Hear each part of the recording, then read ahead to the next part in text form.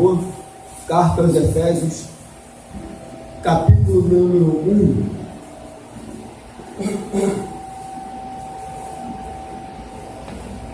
Carta aos Efésios, capítulo número 1. Leremos do versículo 1 até o versículo 14.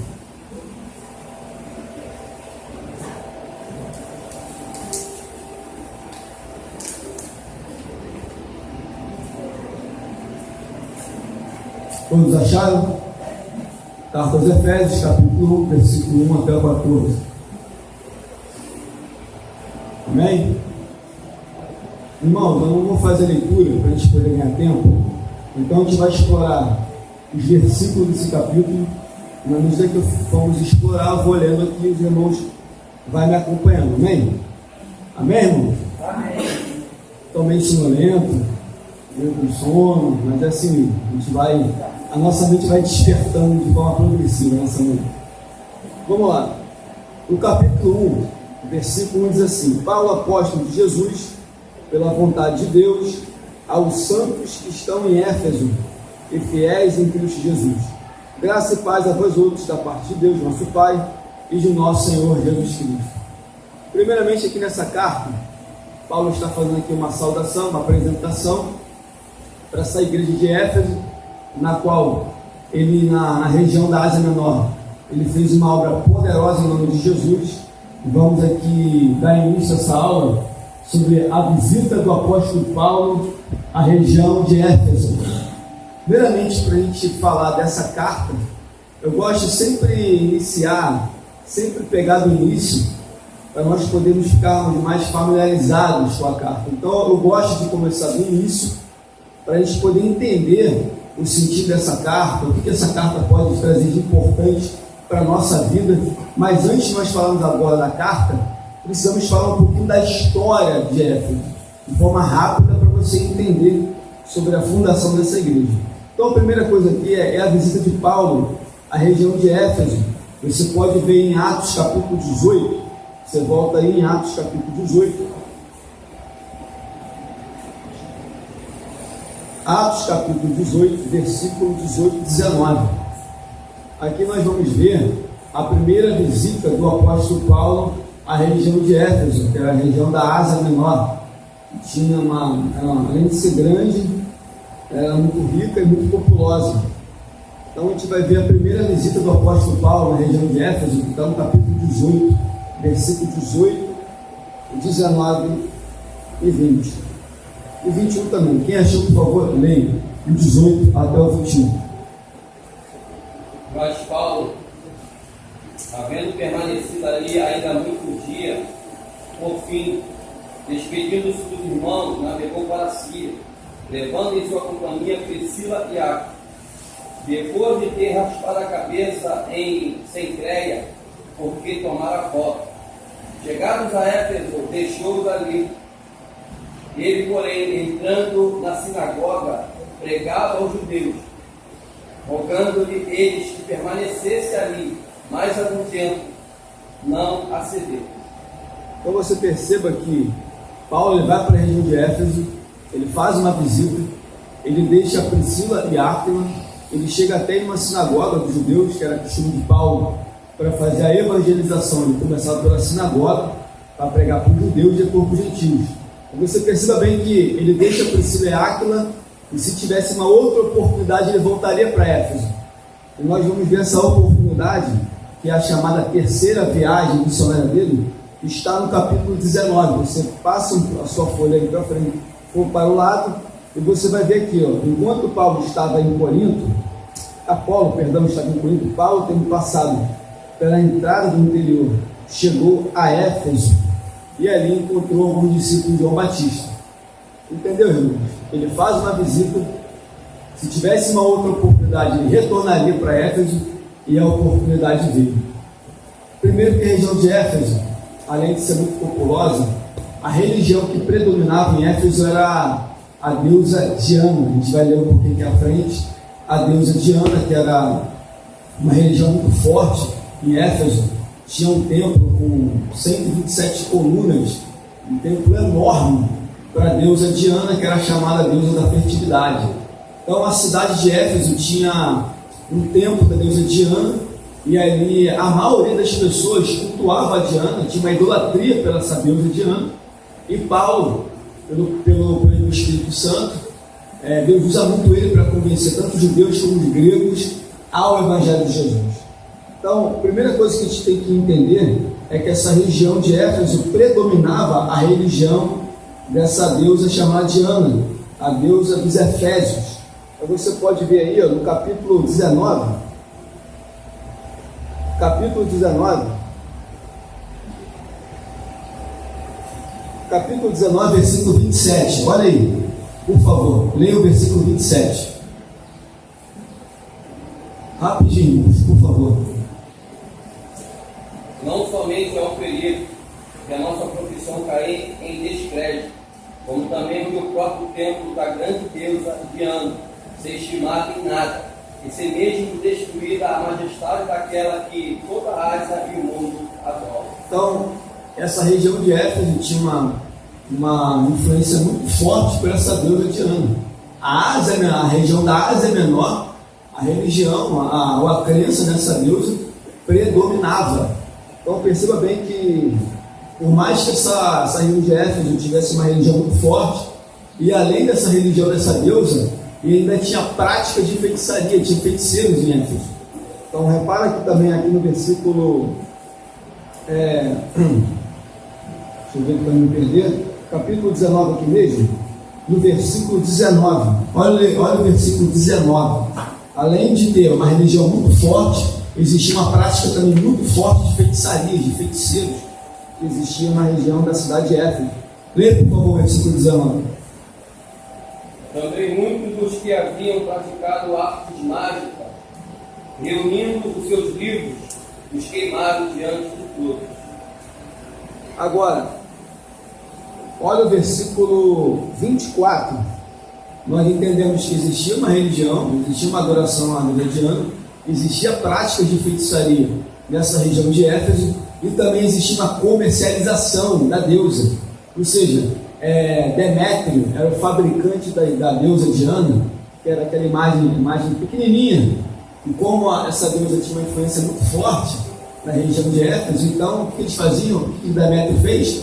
Fabricava ídolos, no caso seria a Diana. Então ele fabricava imagens, mini esculturas de Diana, e era muito vendido, porque muitas pessoas de vários lugares visitavam Éfeso, então o comércio era muito forte, principalmente de venda de imagens de Diana, como a gente vê hoje em dia. A Igreja Católica, ela tem canonizado homens e mulheres, e aí tem aquelas imagens miniaturas que são vendidas, enfim, e as pessoas compram para ter nas suas casas. Assim também era a região de Éfeso. Então existia muitos lá e muitas pessoas que tinham a imagem da deusa Diana em miniatura. Você perceba bem aqui, ó, no versículo 24. Versículo 24 aí. Lê o versículo 24. Pois um ourives, chamado Demétrio, que fazia de prata nichos de Diana, e que dava muitos lucros aos artífices.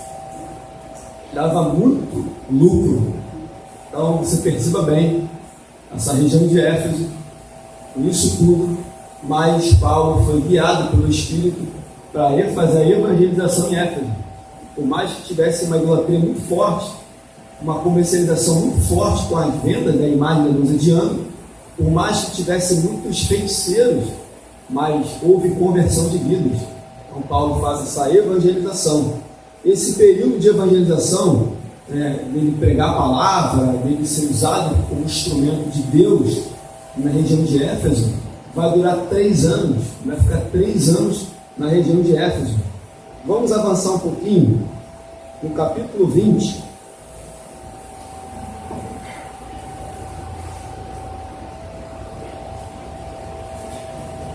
Capítulo 20, versículo 31. Esse é o capítulo 20, versículo 31. Quem achou, por favor, leia.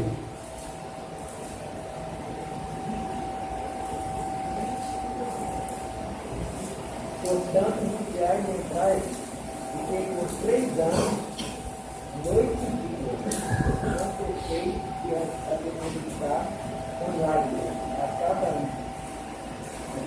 Amém. Então você perceba bem que ele fica 3 anos naquela região de Éfeso, depois ele teve que se retirar. E agora, nesse momento aqui, em que essa carta aqui está sendo escrita, Paulo ele está numa prisão. Ele está aguardando ser julgado pelo Império Romano. Ele está encarcerado numa prisão domiciliar. E aí ele vai ter a oportunidade de escrever algumas cartas para algumas igrejas. Dentro dessas igrejas está a igreja de Éfeso. Você pode ver que no capítulo 3, versículo 1, leia por favor, capítulo 3, versículo 1, que mostra que Paulo estava preso. Capítulo 3, versículo 1 da carta aos Efésios.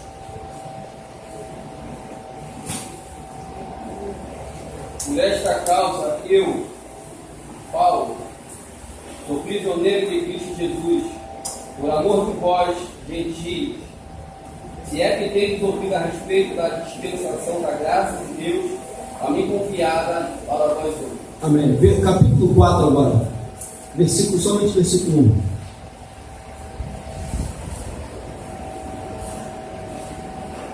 Irmãos, o irmão que está lendo aqui, por favor, irmãos, outras pessoas podem ir também, vamos ser didáticos, não é só o irmão aqui não, vamos ver outras pessoas também para ajudar o professor. Capítulo 4, versículo 1, por favor.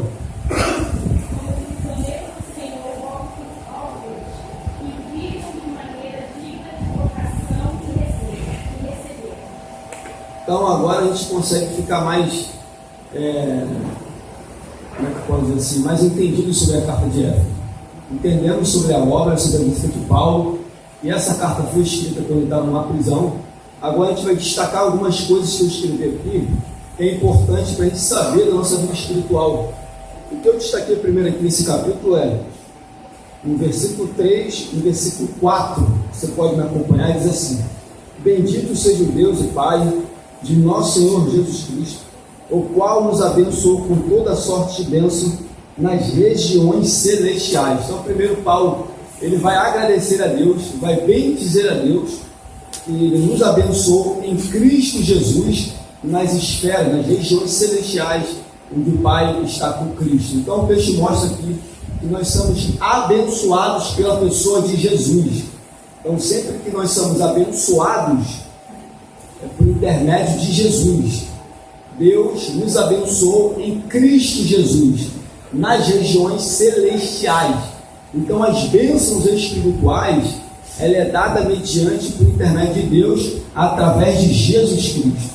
Nós vamos sempre acompanhar nesse capítulo que tudo está Deus em Jesus, Deus em Jesus, Deus sempre em Jesus. Então primeiro aqui, ele vai agradecer a Deus e a Cristo Jesus, que nos abençoou com toda sorte de bênção nas regiões celestiais. E aqui tem algumas bênçãos que a gente precisa entender sobre essas bênçãos que Ele nos deu. Primeiro, no versículo 4 diz assim: pois nos elegeu. Nos elegeu. Primeira coisa, versículo 4 ou Ele nos escolheu. Então, o projeto da salvação que Deus já arquitetou antes da fundação do mundo, houve uma escolha. Deus quis escolher, separar um povo. Ou seja, antes da humanidade, antes de Adão e Eva existir, antes dessa terra existir, Deus, na sua presciência, já tinha um povo separado para Ele. Ele já tinha se programado para ter um povo separado para Ele. Amém, irmãos? Então, a primeira coisa aqui que ele diz que Ele nos escolheu. Escolheu a igreja, escolheu o seu povo antes da fundação do mundo. Então, antes que viesse o mundo, antes que você viesse à existência, e você agora como igreja de Jesus, já tinha escolhido como um povo de Deus, como um povo separado. Então, nota bem, assim como Deus levantou Abraão, depois levantou seus filhos, depois as 12 tribos, separou Israel para ser um povo seu, é a mesma coisa, igreja. Então, Deus tem um povo separado, escolhido para o servir. Nesse mundo todo que nós vivemos, tem um pouco no Brasil, um pouco no Chile, um pouco na Argentina, na Alemanha, na Itália, ou seja, o povo de Deus está espalhado pela terra. O povo que assim aceitou a Jesus, porque primeiro, essa questão de escolher, que vem da parte do Senhor, esse povo adquirido por Ele, esse povo só poderia ser escolhido algumas pessoas, ou não todas as pessoas, porque nem todos vão aceitar o Evangelho. Porque se todos aceitassem o Evangelho, toda a humanidade seria povo de Deus. Todo mundo serviria a Jesus. Porém, nem todos vão aceitar o Evangelho. Nem todos vão querer receber Jesus. Nem todos vão querer ser povo de Deus. Entendeu, meus irmãos? Então, primeiro, esse povo aqui separado, escolhido, começou antes da fundação do mundo. Amém? Oi? Só para complementar, Pedro também fala sobre isso aí, essa presciência, essa predestinação. Capítulo 1 da carta de 1 Pedro. Ele fala assim: Pedro, apóstolo do Espírito, aos eleitos que são forasteiros, Anticriação, Ponto, Galácia, Capadócia, Ásia. Verso 2: eleitos segundo a presciência de Deus Pai, a santificação do teu Espírito, para a obediência à expressão do sangue de Jesus Cristo. Graça e paz sejam multiplicadas. Aí, mais um texto para corroborar com esse versículo aqui. E repare bem que no versículo 4, pois Ele nos escolheu nele. Repare bem, tudo em Jesus. Nos abençoou com toda sorte de bênção nas regiões espirituais em Jesus. Aí diz aqui, Ele, pois nos escolheu nele. Quem é esse nele aqui? Jesus. Ele escolheu um povo separado por intermédio de Jesus, nele, escolheu nele, em Jesus. Em Jesus, antes da fundação do mundo. Então, antes que o mundo existisse, Deus já escolheu um povo, separou na pessoa de Jesus. Por quê? Porque como Jesus fosse para a cruz do Calvário, ele fosse morrer pela humanidade. E é claro que todos não vão aceitar a salvação, mas existe um povo em que Deus escolheu, em que algumas pessoas, não todas, infelizmente, queria muito que todos aceitassem, mas nem todos vão aceitar o Evangelho, nem todos vão ser povo de Deus. Então, aqueles que o Evangelho chegou e recebeu o Evangelho, a pessoa faz parte do povo de Deus.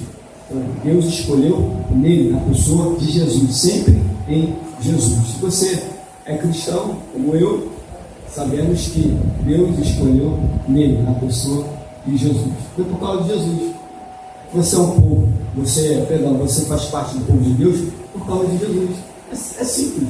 Foi por causa de Jesus. Abra, por favor, Apocalipse, capítulo 13, versículo 8.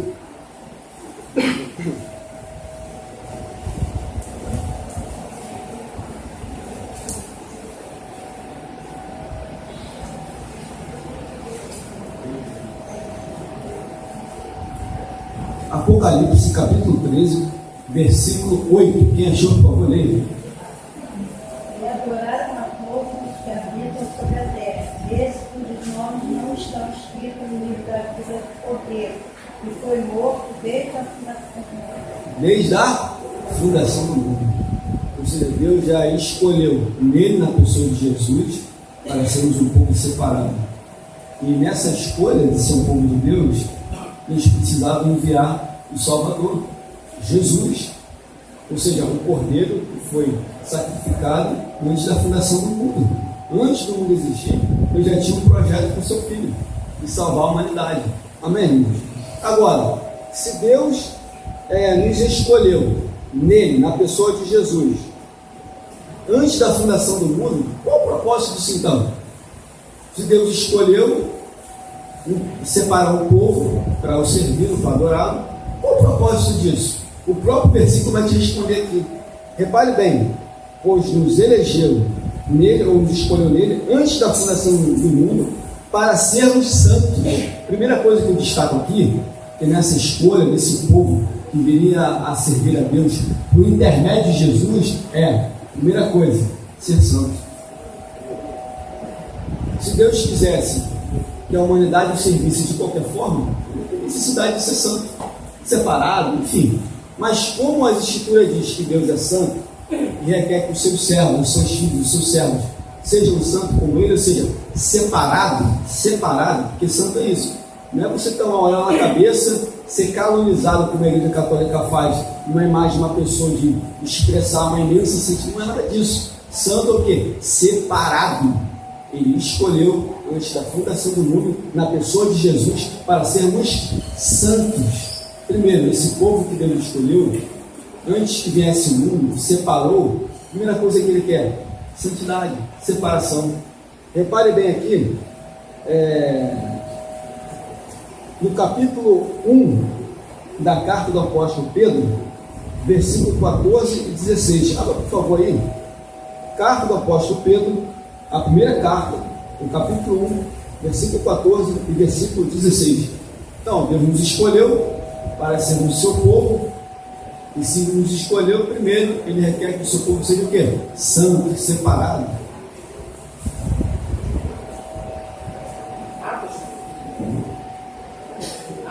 Não, primeira carta do apóstolo Pedro, capítulo 1, versículo 14 e 16. Irmãos, vamos acelerar rapidamente, porque tem muita coisa para passar. Como filhos da obediência, não vos abandoneis as paixões que tinhas anteriormente na vossa ignorância. Pelo contrário, segundo a santa que Ele vos chamou, tornai-vos santos, também vós mesmos em todo o vosso procedimento, porque escrito está: sede santo, porque eu sou santo. Entendeu, irmãos? Como é que Deus Ele escolhe o povo, a pessoa de Jesus, e os chama para ser separado. Além de você ter essa separação, o próprio versículo 4 mostra: para sermos santos e irrepreensível diante dele, diante de Deus. Outra coisa que eu observo aqui, além desse povo que foi escolhido, separado por Deus, além de ser santo, separado, tem que ser irrepreensível. Ou seja, Deus quer escolher um povo, separou para ser de forma irrepreensível, não ter uma repreensão, não ter um servo, uma serva, algo para ser repreendido. Ele quer que nós sejamos irrepreensíveis. Abra aí na carta do apóstolo Paulo à igreja de Tessalônica, a sua primeira carta é a segunda. Abra na primeira carta, no seu capítulo 5, a igreja de Tessalonicenses, no versículo, capítulo 5, versículo 23.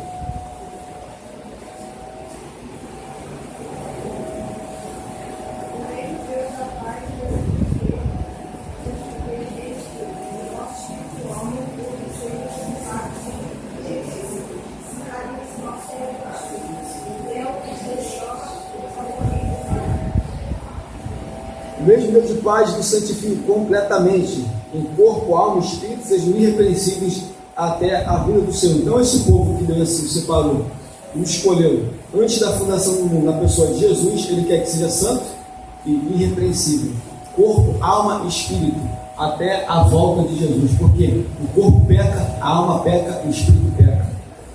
Espírito, inteligência, intelecto, raciocínio, alma, a sede das emoções, o corpo que assim Deus criou. Então, o corpo, a alma e o espírito, os três pecam. Então, a Bíblia nos exorta, nos alerta para quê? Devemos separar o corpo, a alma e o espírito. Então, esse povo que Deus escolheu, além dele ser chamado para ser santo, também de ser irrepreensível. Vamos agora para o versículo 5. Versículo 5 agora, me acompanhe, por favor. Diz assim: nos predestinou para sermos filhos. Então a gente entende que Ele nos escolheu, entende que chamou para nós sermos santos e irrepreensíveis. O que é predestinou? O que Ele quer dizer com isso? É decidir de antemão. O versículo 5 diz assim: ó, nos predestinou para sermos filhos de adoção, ou seja, decidir de antemão. Deus decidiu de antemão para sermos seus filhos. Ele escolhe e decide de antemão. Ou seja, antes desse mundo existir, Ele já havia decidido de uma forma de antemão, antes de acontecer, que a sua filha seria filha. Ele escolhe e a predestinação. A questão da predestinação, amigos, o que a gente entende é que devemos tomar um cuidado com a predestinação fatalista. O que seria a predestinação fatalista? É como se Deus já determinasse um grupo para ser salvo e um grupo para ser perdido para sempre. Nós entendemos que Deus conhece todas as coisas de antemão. Ele tem a sua presciência. Agora, dizer quem vai para o céu, quem vai para o inferno, isso aí não podemos determinar. Então, essa predestinação fatalista de que Deus já tem um povo, realmente tem um povo, está espalhado por aí pela terra. E o Evangelho está alcançando vidas, almas estão sendo ganhas, nós não podemos ter a certeza de cravar, olha, esse aqui vai ser salvo, esse não vai ser salvo, esse vai para o inferno, esse vai para o céu. Não, Deus decidiu de antemão separar um povo, ou seja, antes dessa humanidade existir, já tinha na sua mente, eu vou separar um povo. Amém? Então, essa separação, essa predestinação, ou seja, decidir de antemão para sermos filhos. Outro ponto que a gente aprende aqui, além de sermos santos e irrepreensíveis, ele separou para ser filhos. Ou seja, a humanidade não é filha de Deus, não são filhos de Deus, são apenas criaturas. Filho só passa a ser filho de Deus por intermédio de Jesus. A pessoa só passa a ser filha de Deus ou filho de Deus por intermédio de Jesus. Se não tiver Cristo na sua vida, é apenas uma criatura, não é filho. Tanto que, perdoa minha garganta ali. Tanto que o texto mostra aqui que nos predestinou, decidiu de antemão para sermos filhos de adoção. Adotado, Deus nos adotou. Entendeu, meus irmãos? Então, a humanidade que está aí, aqueles que não têm Cristo, é apenas uma criatura. Jesus disse: ide por todo o Evangelho, pregai a toda a criatura. Ele não fala ide por todo o Evangelho, pregai os meus filhos, os meus filhos que estão por aí. Ele fala toda a criatura. Amém? Então, como é que a pessoa pode ser filha de Deus? Ou pode ser filho de Deus? A Bíblia dá resposta para isso. Volta lá agora no Evangelho de João, capítulo 1.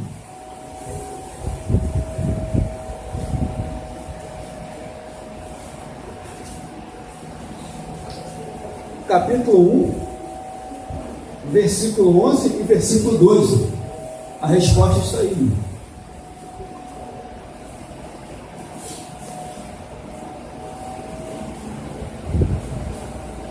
Veio para o que era seu, e os seus não receberam. Mas a todos quantos o recebeu, deu-lhes o poder de serem feitos filhos de Deus, a saber, os que creem no seu nome. João está dizendo aqui que ele veio para os judeus recusaram. Mas todos aqueles que o aceitarem, esses passam a ser filho de Deus. Então, tanto você como eu, nós somos filhos de Deus, ou filhos de Deus, por intermédio da pessoa de Jesus. É só isso. A gente, às vezes, ouve muito lá fora: não, eu sou filho de Deus, obedeço e tal, eu sou filho de Deus. A pessoa que está na sua tempo da sua ignorância diz, pelo fato que às vezes ela senta para descansar: não, eu sou filho de Deus e tal, eu sou filho de Deus. Não é filho de Deus, não é filha de Deus. Só passa a ser filho e filha de Deus se aceitar a Jesus. E além disso, para termos a certeza que somos filhos e filhas, temos uma outra prova que Paulo mostra aqui: a adoção. Nós fomos adotados. A igreja foi adotada pela pessoa do Santo Espírito. Abra agora aí na carta do apóstolo Paulo aos Gálatas. Gálatas,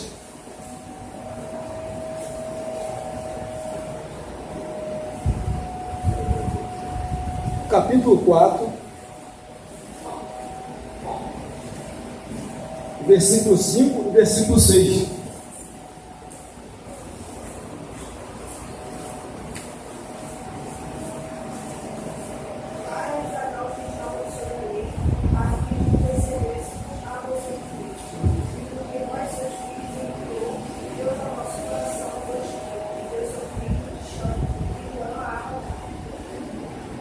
Versículo 6. Valeu? Desculpa, irmão. 6 não. É o 4, 5 e 6.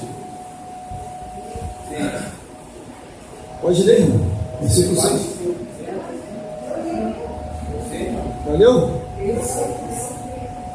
Então, amém. Então diz aqui: porque só o Espírito de Deus enviou ao nosso coração o Espírito do seu Filho, a quem clama Abba Pai. E no contexto disso aqui está aqui: a adoção de filhos. Então, aquele que crê em Jesus, Além de ser filho, ele foi adotado. A igreja é adotada. Tá bom, meus amigos? Agora vamos retornar novamente para a carta aos Efésios, capítulo 1. O que aprendemos? No versículo 4, versículo 5, é que ele nos escolheu na pessoa de Jesus antes da fundação do mundo para sermos santos, irrepreensíveis. Nos predestinou, preparou de antemão para sermos filhos de adoção. E tem mais, para si mesmo, ou seja, para Deus. Tudo converge aqui para a pessoa de Deus aqui, para Deus, segundo o beneplácito da sua vontade, ou seja, segundo o bom prazer. Ou seja, Deus teve prazer em fazer isso, porque na verdade Deus ama a criatura. Ele criou, Ele ama toda criatura, sendo que nem toda criatura vai aceitar Ele, por intermédio de Jesus, a salvação. Então Deus teve prazer em separar o povo para Ele. É o beneplácito, um bom prazer, teve prazer em fazer isso. Então tudo que Deus pensou em fazer foi tudo por um bom prazer que Ele teve em fazer. E no versículo 6 diz assim, ó, para louvor e glória da sua graça, a qual nos deu gratuitamente no amado, na pessoa de Jesus. Ou seja, tudo isso no final redunda em quê? Em glória, em graça para Deus, de forma gratuita, por intermédio de Jesus. Isso aqui que eu acabei de explicar, e tudo isso redunda para a glória de Deus, para a glorificação de Deus. Um povo escolhido, um povo separado, um povo santo, um povo irrepreensível. Isso se redunda para a glória de Deus, para a glorificação do Senhor Deus. Amém? Alguma dúvida, irmãos?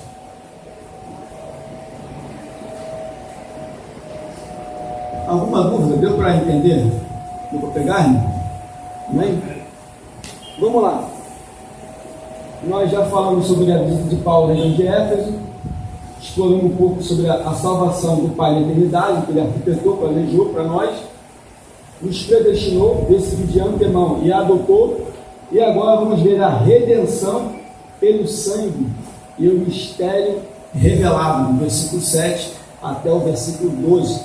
Vamos acompanhar aí. Ó, e nele, ou seja, em Jesus, temos a redenção. Redenção é livrar alguém mediante a um preço. Então esse povo que Deus escolheu para ser santo, separado, alguma coisa tinha que acontecer. Para sermos santos, separados e irrepreensíveis, ser um povo de Deus, para redundar em glória de Deus, alguma coisa Deus tinha que fazer para isso acontecer. E como Ele fez? Enviou a Jesus. Por intermédio de Jesus Cristo, as pessoas aceitam o Evangelho para ser um povo separado. Ou seja, a redenção é livrar alguém, livramento, mediante a um preço. E quem nos livrou pelo preço de sangue? Foi Jesus. Então, como é que esse povo que Deus ia separar para servir, para a glorificação dele, como isso acontecer? Aí Deus foi enviar no Filho Jesus para a redenção, para o livramento pelo preço de sangue.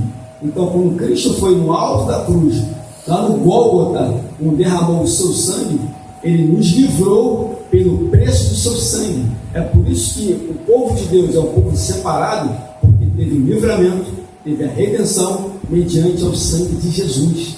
Então, quando aceitamos a Jesus como nosso Salvador, temos o sangue dele sobre a nossa vida e somos um povo redimido, uma redenção, um livramento pelo preço do sangue. Amém? E esse livramento que Deus tem para as nossas vidas, que Jesus fez na cruz do Calvário, é para nos livrar, além da ira vindoura, da condenação do inferno.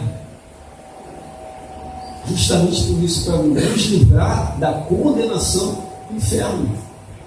Por isso que Deus enviou Jesus para separar esse povo, para esse povo vir até Deus, só por intermédio de Jesus. E Ele nos livrou pelo preço de sangue.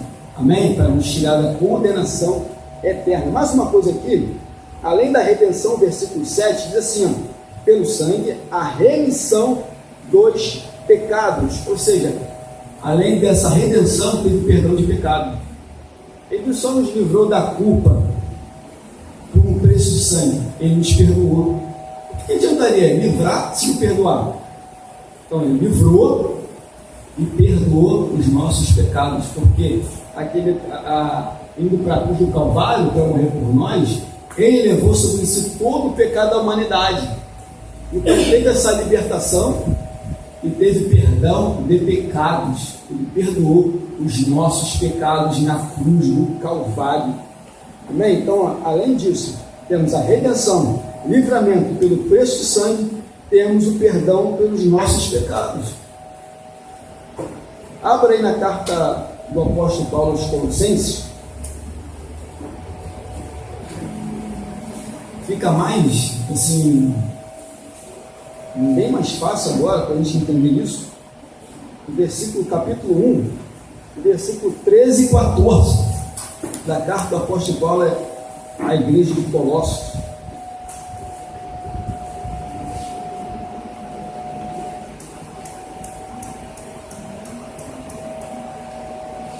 Quem achou, irmãos? Por favor, leia. O qual nos tirou da potestade das trevas e nos transportou para o reino do Filho do seu amor, em quem temos a redenção, pelo seu sangue, saber, a remissão dos pecados. E ele nos tirou do império das trevas, nos transportou para o reino do Filho do seu amor, em quem temos o quê? A redenção, o livramento, pelo preço do sangue. E a redenção pelo preço do sangue, a saber, a remissão dos pecados. Ele nos tirou do império das trevas e nos transportou para o reino do Filho do seu amor. Está aqui. Temos a redenção e temos o perdão de pecados. Então esse povo que Deus separou, escolheu de antemão e para ser santo e irrepreensível na sua presença, ele nos redimiu, nos perdoou e além de nos perdoar, nos livrou pelo preço do sangue, por intermédio de Jesus. É isso. É incrível que o perdão de Jesus pelas nossas vidas é algo tão eficaz, mas ainda assim o ser humano recebe o perdão de Jesus, mas ele não se perdoa. Às vezes ele passa anos proclamando Jesus, falando do amor de Deus, do perdão de Deus, e carregando a cruz da falta de perdão, porque ele não se perdoa. E, consequentemente, ele também não consegue perdoar ninguém. Porque se ele não acredita no perdão de Jesus sobre ele, ele também não tem condições de perdoar. E às vezes dentro da igreja, as pessoas carregando esse jugo que já foi quebrado, já foi anulado, e as pessoas se martirizando, presas em passado, em traumas, em revolta, em ódio, em sentimento de vingança, doentes, né? Eu estou falando isso porque a igreja em si, a liderança em si, precisa estar muito focada em tratar a membresia da igreja com relação a isso, porque nós somos um corpo e quando um membro ele está doente que nem um, né? A gente vai ver que está uma epidemia de uma lepra danada, isso prejudica o crescimento do corpo, né? Prejudica a árvore, né? Ela cresce meio que deturpada, né? Então o perdão é algo muito profundo. E por isso que Jesus veio e pagou o preço. Quando ele disse para Maria, não choreis por mim, chorais por vós e os vossos filhos. Porque ele precisava fazer. Ele precisava morrer daquela forma, senão nós não estaríamos aqui. Exatamente. Né? Então a igreja precisa receber isso, sabe? Eu fui perdoado, não importa o que eu fiz. Se eu me arrependi de coração, se é um arrependimento sincero, você é perdoado. Não interessa se você matou, não interessa. Quem julga é o homem, mas Deus não. E se perdoar. Porque o difícil é você se perdoar. Eu já passei por isso. Eu era tão radical com relação na minha caminhada com Deus que eu não me admitia errar. Olha só que idiota. Eu não me admitia errar. Aí quando eu errava, eu ficava me criticando, eu demorava um tempo para me reerguer, porque eu achava que se eu já tinha Jesus, eu andava com Ele, Ele me usava para tanta coisa, como é que eu podia fazer aquilo? Não estou falando de errar, não, estou falando de pecar. Como é que eu pude fazer aquilo? Como é que eu fiz aquilo? Normal, né? Nossa humanidade está aí mesmo, para ser combatida todos os dias. Maravilha, pastor. Obrigado pela contribuição. E como foi dito, né? Tudo que Cristo fez, o cruz do Calvário, o seu sangue, enfim, foi para nos perdoar, além dos pecados, e nos livrar daquela nossa terra. Eu aprendi uma coisa, está na Bíblia, está escrito aqui, que ele morreu, foi para a cruz, perdoou os pecados. Toma posse da palavra. Você tem que tomar posse da palavra. Você tem que tomar posse, se apropriar das Escrituras. Se ela diz que nós somos perdoados, está perdoado. Se ela diz que nós somos filhos de Deus, somos filhos de Deus. Se ela diz que somos um povo separado, somos um povo separado. Temos que tomar posse das Escrituras sagradas. Vamos aqui continuar. Além dele fazer essa obra maravilhosa da redenção, da remissão, olha o versículo 8. Que ele derramou profundamente, ou seja, Deus, nas suas riquezas, derramou profundamente em nós, na igreja, sabedoria e entendimento. Além de ter essa redenção, essa remissão, Deus de forma profunda nos abençoou com sabedoria e entendimento. E não diz mais, ó, e desvendou o mistério da sua vontade. O que seria isso? O mistério da sua vontade. A gente vai ver agora. Que mistério é esse? O mistério é algo que secreto. O mistério é algo secreto, ou seja, Deus quis revelar algo que estava em secreto. A gente vai ver aqui no texto aqui agora. E desvendou-nos a igreja o mistério, algo que estava em secreto da sua vontade, segundo o propósito que pusera em Cristo. Ou seja, esse mistério que estava oculto, Deus revelou o sonho de Jesus. É um mistério que estava no culto durante várias gerações.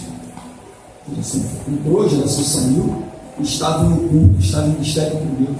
Deus assim revelou esse mistério para a igreja. Vamos abrir aí, mais uma vez, na carta do apóstolo Paulo aos Colossenses.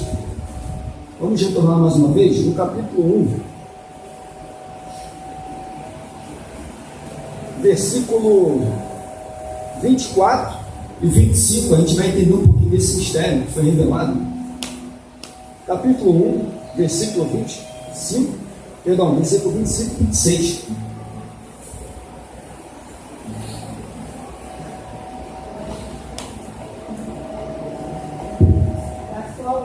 Estou feito ministro segundo a dispensação de Deus, que lhe foi concedida para convosco, para cumprir a palavra de Deus. O ministério que esteve oculto desde todos os séculos, em todas as gerações, até agora foi manifesto no seu sangue. Olha aí, o mistério que estava em oculto durante gerações,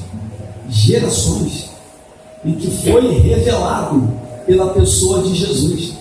Segundo o bom prazer e conselho de Deus, Deus revelou à humanidade o seu Filho. Algo que estava oculto, que estava em mistério, Deus revelou, e assim para a sua igreja, para os santos, revelou o mistério que estava oculto durante eras, durante séculos. Ele assim, no tempo da plenitude, diz a Bíblia, que no tempo da plenitude, Jesus veio. Então, foi uma revelação do próprio Deus na pessoa de Jesus Cristo.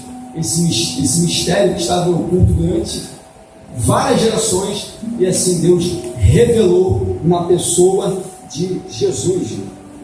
Vamos continuar aqui, ó. E de fazer convergir em Cristo todas as coisas na dispensação da plenitude, tanto as que estão no céu como as que estão na terra. Nele digo, em que também fomos feitos herança. Olha só que coisa rica, irmãos. Herança, e diz mais, conforme Perdão, nele digo que também fomos feitos herança, havendo sido predestinados, ou seja, decidido de antemão, conforme o propósito daquele que faz todas as coisas segundo o conceito da sua vontade de Deus. Então tudo estava na mente de Deus. O projeto da salvação, o povo que ele é redimido, o povo que vai morar no céu, Jesus que foi enviado para salvar. Então, tudo segundo o bom prazer de Deus, segundo o seu propósito que ele propusera. Tudo foi feito por Deus na pessoa de Jesus por nós. Agora vamos, já explicamos aqui sobre a redenção, pelo sangue do mistério revelado. Agora vamos fechar sobre o Santo Espírito, que isso aqui é algo tremendo. O Santo Espírito, versículo 13 e versículo 14. Leia, por favor, versículo 13 e versículo 14. Já, daí. Descartar. Travou. Quer, né? Versículo, Em quem também. Isso, capítulo 1, versículo 14 e 15. 13 e 14 também. Em quem também vós, depois de ouvirdes a palavra da verdade, o evangelho da vossa formação, tendo nele crido, foste selado com o Espírito da promessa. Agora, preste atenção, irmãos. Se Deus planejou um povo, na pessoa de Jesus, escolheu para ser santo, irrepreensível, separado, predestinou, decidiu antemão, adotou. Tá, mas que garantia vamos ter disso? Qual é a certeza de que você realmente é um filho de Deus, é uma filha de Deus? Qual é a certeza de que realmente eu faço parte do povo de Deus? A resposta está aqui embaixo, versículo 13 e versículo 14, sobre o Santo Espírito. Aqui entra o papel do Espírito Santo. Você vê que tem o papel de Deus, arquitetar o projeto da salvação, de separar um povo, o segundo, de enviar a Jesus para resgatar esse povo, e o terceiro, o Espírito Santo, em que Jesus o enviou para os apóstolos e depois o Pai derramou sobre os demais irmãos em Atos capítulo 2. Então, vamos observar que essa garantia de que realmente somos um povo de Deus começa aqui, ó, no versículo 13, diz assim: nele digo, Jesus, que vós estáis, depois que ouviste a palavra da verdade do Evangelho da salvação. Então, obrigado. Então, a primeira coisa que a gente observa aqui, que olha, Paulo está falando para a igreja de Éfeso, olha, vocês, depois que ouviu o Evangelho da salvação, a palavra da verdade, vocês que creram nesse Evangelho, nessa palavra da verdade, aí ele vai explicar: tende nele crido, foste selado com o Espírito Santo da promessa. A primeira coisa que eu quero destacar sobre promessa é que, olha, Paulo está dizendo para a igreja de Éfeso: vocês, quando eu cheguei até vocês, quando eu preguei o Evangelho, vocês ouviram a verdade, vocês creram na palavra de Deus, creram na salvação, e além do mais, vocês receberam o Espírito Santo da promessa.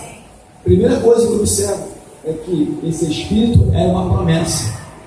Já lá no Antigo Testamento, abra aí Joel capítulo 2, versículo 28 e 29.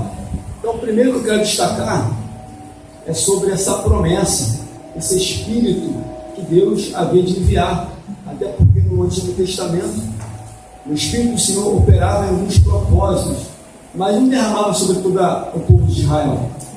Derramava em alguns para um propósito específico e acabou. Mas agora, na era da graça, o Espírito Santo é dado para todos aqueles que aceitam Jesus. Ou seja, não há mais uma restrição, é para todos.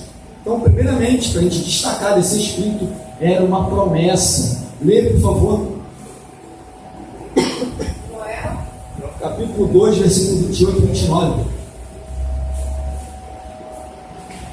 E há de ser que depois derramarei meu Espírito sobre toda a carne, e vossos filhos e vossas filhas profetizarão, os vossos velhos terão sonhos, os vossos jovens terão visões, também sobre os servos e sobre as servas naqueles dias derramarei o meu espírito.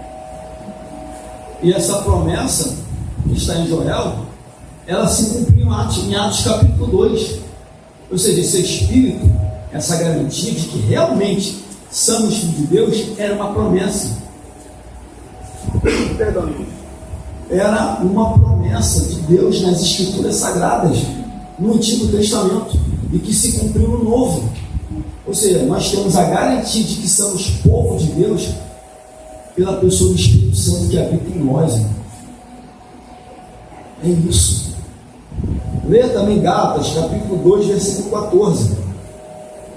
Gálatas, capítulo 2, versículo 14. Calma aí, irmãos, deixa eu escrever errado aqui, calma aí.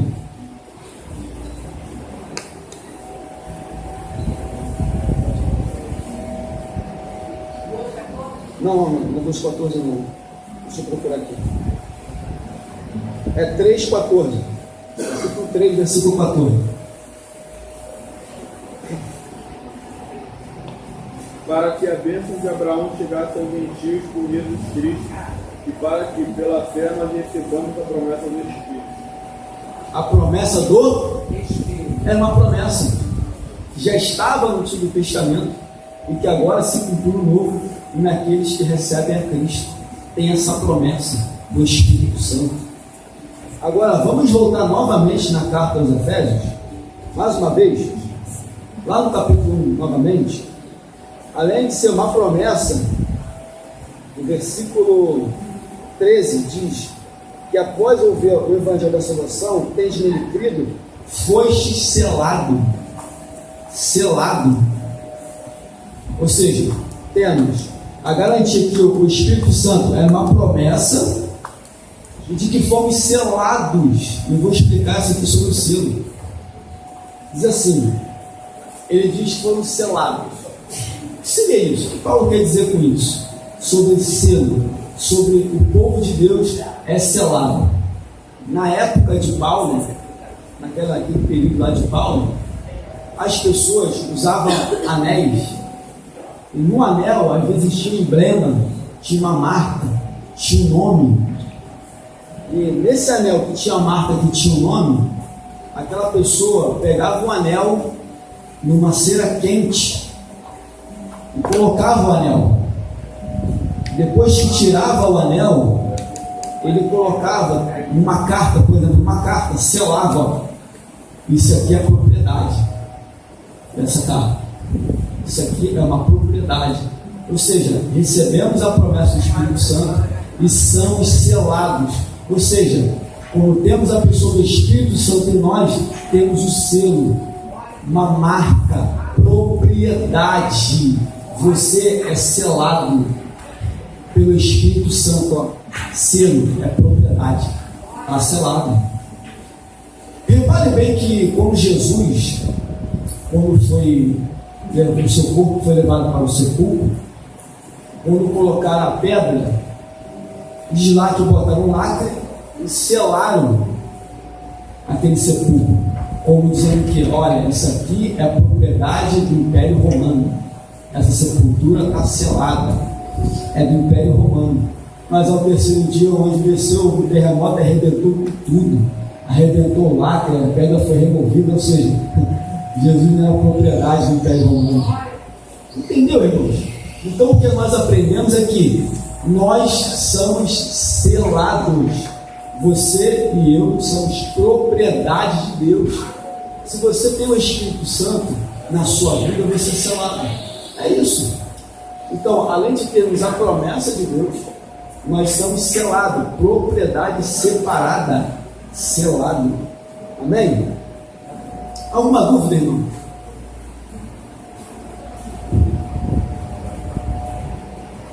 Alguma dúvida?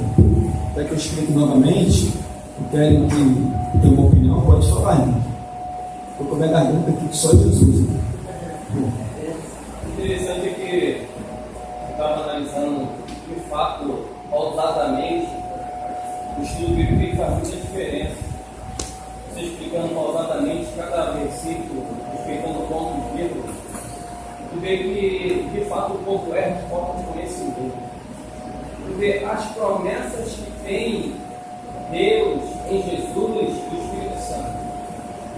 Aqui no verso 12 ele fala, no verso 13 ele fala que em quem também vós, depois de ouvir a palavra, ouviu a palavra, creu, recebe a salvação, seu selo do Espírito Santo. Exatamente. Se eu analisando a biografia de Buda, Maomé, Allan Kardec, Gandhi, tu vê que ele não tem promessa nenhuma. E tem um povo que ainda segue essa religião criada. Não tem promessa de Espírito Santo, não tem promessa de Jesus, ele não tem promessa nenhuma. A Bíblia, porém, através de Jesus para nós, tem promessa. Olha só que coisa maravilhosa, que coisa linda. Eles seguem que a salvação de pela obra. Eles falam que pela obra. Não, mas é assim, eu estou falando com respeito a Essa garantia, né? o manual deles. O manual. O nosso manual é a Bíblia. A Bíblia tem várias promessas, explicações em cima disso, mas o manual deles não tem promessa nenhuma. Tem uma depois da morte, que diz o Espiritismo, né? Uma reencarnação, que é só teoria. Mas a Bíblia, nós os cristãos cristianistas, tem essa base aqui, a Bíblia. De fato, nós estamos na mão certa. Exatamente. E é isso, irmão. Você tem que tomar posse do que está na palavra. Você tem que entender que você tem que tomar posse do que está escrito. Se a Bíblia fala, está aqui, o texto está aqui, recebemos a promessa do Espírito Santo, temos o selo, marca, propriedade de Deus. Não sou eu que, por eu querer, não, eu fui marcado, você foi marcado pelo selo do Espírito Santo, propriedade. Assim como no passado pegava um anel, botava numa cera quente, ó, e colocava sobre a carta no Espírito, ó, isso aqui está selado, uma marca. Assim também o Espírito Santo nos selou, está selado. Amém, irmão? Pode falar, meu irmão. Sim.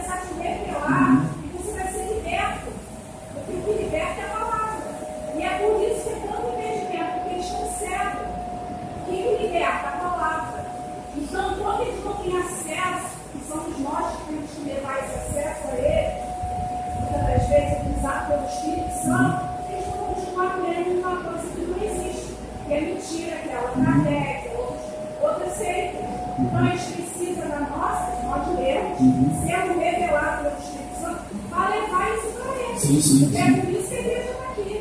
A gente, a palavra de Deus fala isso. Então nós temos que ter sabedoria em Deus na palavra para chegar perto de um espírita, para chegar perto de um católico que é verdadeiramente crente católico. Que aí você falando a palavra usada pelo Espírito Santo, convence que a palavra de Deus não volta para você. É verdade, irmão. Obrigado pela contribuição. Então vamos ver mais um texto sobre selo. Abra aí, segunda carta do apóstolo Paulo a Timóteo, capítulo 2, versículo 19. Vamos ver mais um versículo aí sobre selo. Nós somos selados pelo Espírito Santo, somos propriedade dele. Capítulo 2, versículo 19. Quem achou, por favor, leia.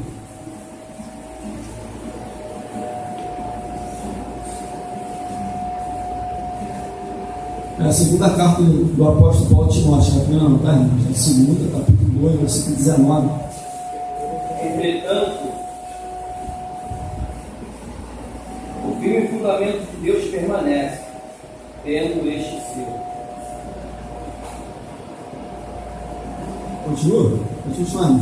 O Senhor conhece o que lhes pertence, e mais, a parte-se da injustiça, todo aquele que professa o nome do Senhor. Todavia, temos o fundamento de Deus que permanece este selo. O Senhor conhece os seus. Ou seja, aqueles que são selados pelo Espírito Santo, Deus conhece. Deus conhece os que são realmente selados pelo Espírito Santo. Eu conheço meu filho, eu conheço minha filha, eu conheço meu servo, eu conheço minha serva. E aqueles que são selados por Deus, por intermédio do Espírito Santo, aparta-se da iniquidade, aparta-se da injustiça, aparta-se do mal. Então, você que é selado pelo Espírito Santo, a palavra nos recomenda: aquele que profere o nome do Senhor, aparta-se da injustiça. Você é selado pela pessoa do Espírito Santo, você tem uma marca, você é propriedade de Deus, sendo selado pela pessoa do Espírito Santo. Então, primeiro temos a promessa, segundo, somos selados. E se isso não for suficiente para você ainda tem mais provas ainda de que realmente somos um pouco separados. Mais um argumento que Paulo usa. Vamos voltar agora à carta do apóstolo Paulo à igreja de Éfeso. Vamos retornar mais uma vez, versículo 14. Ele dá mais uma base bíblica para mostrar que verdadeiramente nós somos o povo de Deus. Versículo 14, no capítulo 1, por favor, leia. O qual é o penhor da nossa herança para a redenção da possessão de Deus, para o louvor da sua glória. Então, além de termos esse espírito da promessa, nós cremos no Evangelho, fomos selados. No versículo 14, que é o penhor, ou seja, o Espírito Santo aqui é como se fosse um penhor, uma garantia. Se Deus prometeu, e nós teremos morada, se Deus prometeu, existiria um céu para a igreja, existiria coisas maravilhosas no céu, tá, mas que garantia você me dá, Deus, disso? Qual é a garantia, Deus, que o Senhor me dá que realmente existe coisas celestiais, que existem mansões celestiais, que existem coisas tremendas no céu? Qual é a garantia disso? Está aqui, o penhor é a garantia. Ou seja, o Espírito Santo aqui está no papel de como se ó, eu te garantindo que realmente você tem um lugar, que você tem uma morada, que tem um céu. Então, aqui é dado como se fosse uma garantia. Você já reparou, de forma jurídica, quando a pessoa está embolada de dívida, ela, poxa, como é que eu vou pagar essa dívida que eu peguei emprestado, fiz um empréstimo alto, com dívida até o pescoço. Aí o credor vem, tá, mas e o que você vai me dar como garantia que vai pagar a minha dívida? E você deve. Qual é a garantia que você vai dar? Ele, bom, eu tenho uma casa aqui, eu tenho um carro aqui, eu vou penhorar, eu vou te dar essa casa, esse carro, de uma garantia que eu vou pagar todas as minhas dívidas. Entendeu? São termos jurídicos para ficar mais claro. É que na medida que nós recebemos o Espírito Santo, fomos selados, temos o quê? Uma garantia. Aqui. É uma garantia nossa. Amém? Ou seja, além disso, nesse termo jurídico, no passado, quando um jovem, um homem, ele queria se relacionar com o propósito de ter um casamento, qual era a garantia que ele dava? De que realmente ele queria algo sério. Era um anel. Ele dava o anel para aquela jovem, para aquela mulher. Está aqui, isso aqui é uma garantia que eu estou te dando, que realmente eu vou cumprir o que eu vou falar. Eu estou dando uma garantia de que realmente o que eu pretendo fazer de me casar, eu vou cumprir a palavra. É a mesma coisa. Então, nós temos a garantia, somos selados pelo Espírito Santo, de que temos um céu e de que o próprio Cristo, que é o noivo, e a igreja, que é a noiva. Ou seja, Jesus nos deu o Santo Espírito, além para ser selado, formos, como se fosse uma penhora. Olha, eu estou te garantindo que realmente um dia vai acontecer um encontro com o noivo ou a noiva. Então você ainda quer mais prova ainda de que realmente você é filho e filha de Deus? Precisa de mais provas do que a Bíblia aqui já está mostrando. Então, além de termos esse Espírito, somos selados e tem essa penhora, ou seja, essa garantia. É uma garantia de que realmente temos coisas futuras lá no céu, reservado para a igreja. Há uma garantia, há promessas. Então, como é que eu vou saber que realmente vai ter isso tudo? O Espírito Santo tem hora. Estou te garantindo, realmente existe o céu, realmente existe uma eternidade, realmente existe mansões celestiais. Então, a igreja em Cristo Jesus, ela precisa entender isso. Amém, meus irmãos? Alguma dúvida? Já para a gente encerrar a aula. Ficou alguma dúvida? Se quiser, pode falar, irmãos. Tem muito tempo para ter uma opinião a respeito da aula. Se quiserem falar, pode ficar à vontade. Oi?